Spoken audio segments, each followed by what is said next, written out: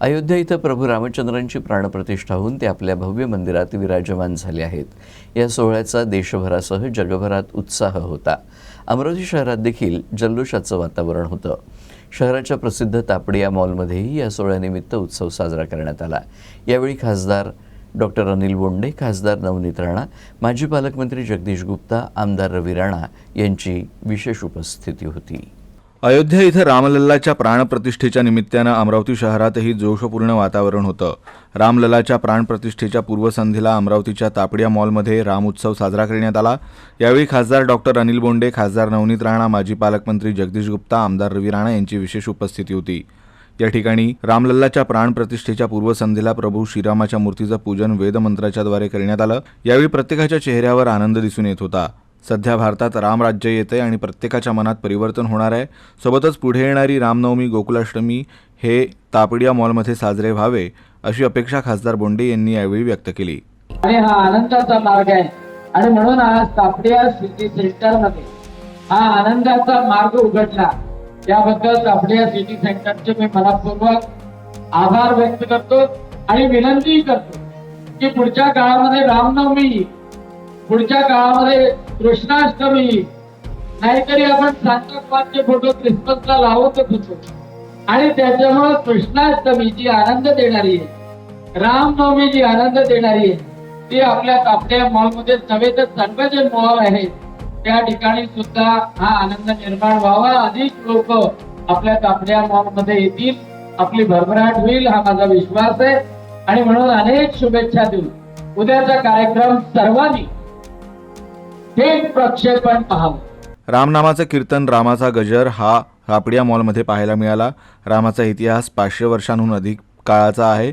अनेक संत महंतांनी आपल्या जीवाच्या प्राणाची आहुती दिली आहे. मंदिर उभारणीनं त्यांच्या आत्म्याला शांती मिळाली असल्याचं तापडिया मॉलचे संचालक जगदीश गुप्ता यावेळी म्हणाले. एका प्रकारे रामनामाचं कीर्तन रामसाहेबांनी सांगितलं तसं आधीपासून जवळपास एक सप्ताह झालं तो गजर विश्वास सुरू आहे आणि त्याचा प्राकट्य उद्या होणार आहे. आणि या माध्यमातून थोडा इतिहासही आपण आपला जाणून घेणं आवश्यक आहे. 500 वर्षाचा हा संघर्ष आहे. एवढी उत्सुकता काय रामभक्तांमध्ये, तर त्याचं कारण आहे 500 वर्षाचा हा इतिहास आहे. मोठा संघर्ष 500 वर्षापर्यंत अनेक रामभक्तांनी तिथे केलेला आहे. मंदिर उद्ध्वस्त झाल्यानंतर सुद्धा अनेक संत महंतांनी, अनेक साधू संतांनी, त्या काळातले अनेक जे योद्धे होते त्यांनी, रामभक्त होते त्यांनी राम मंदिर निर्मितीसाठी प्रचंड संघर्ष केलं आणि वेळ पडली तर जीवाची आपल्या आहुती पण दिलेली आहे. आणि म्हणून हा ऐतिहासिक क्षण यासाठी सुद्धा आहे. लाखो रामभक्तांनी तिथे आपल्या प्राणांची आहुती दिली. त्यांच्या सर्व रामभक्तांच्या संघर्षाचा विराम उद्या होणार आहे. म्हणजे प्रत्यक्ष लढाईनंतर न्यायालयापर्यंत संघर्ष करणारे जे रामभक्त आहेत त्यांना यश उद्या प्राप्त होणार आहे. तर आमदार रवी राणा यांनी मॉलमध्ये राम दरबार लागल्यामुळे या मॉलची गर्दी आणखी वाढणार असल्याचं सांगितलं. त्यांनीही लड्ढा परिवार आणि डागा परिवार याचं कौतुक केलं.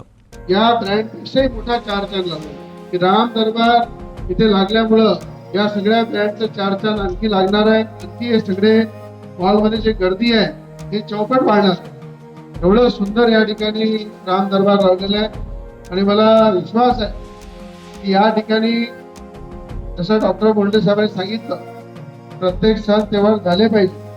आणि या ठिकाणी या उद्या मोदीजींच्या हातून राम मंदिराचं उद्घाटन आहे आणि उद्घाटनाच्या पूर्वसंध्येला आमचं सौभाग्य आहे की इतका सुंदर राम दरबार की साक्षात राम भगवंता दिसत आहे असं अशा प्रकारचा राम दरबार या ठिकाणी रचलेला आहे.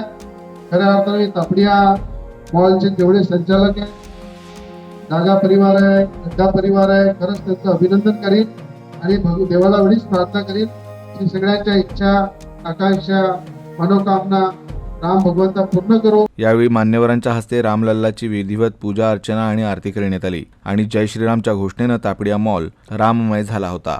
Arun Joshi, UCN news, Amravati.